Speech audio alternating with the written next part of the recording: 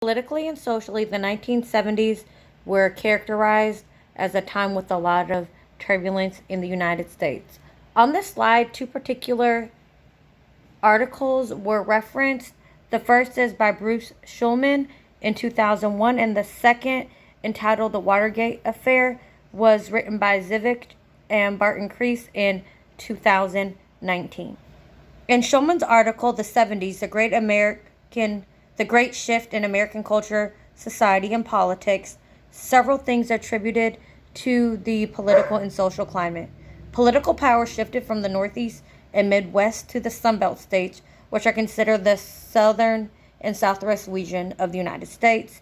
There was a quote-unquote southernization of the American way of life. The Vietnam conflict and Watergate created a lot of skepticism against the government. There were many protests and rebellion in response to the continuing Vietnam conflict and the Watergate conflict. General acceptance of immorality, of segregation and disenfranchisement based on race and socioeconomic status was also happening. This was a heavy result of the continued efforts of the civil rights movement. There was a culture of free spirit characterized by long hair, outrageous clothing, individuality, sexual liberation, and at this time, many women who were previously not vocal in society had the opportunity to become vocal in society and break down a lot of those barriers. Equal rights, affirmative action, and racial busing to enforce integration into public schools was also very prevalent in many communities.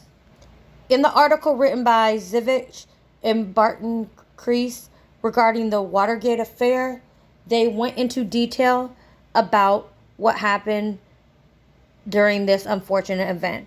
5 men were arrested for breaking into the Democratic campaign headquarters. The actions of these men were sanctioned by the committee to re-elect the president, who at the time was Richard Nixon. Several members of the Nixon administration were involved in the break-in and cover-up of the Watergate affair.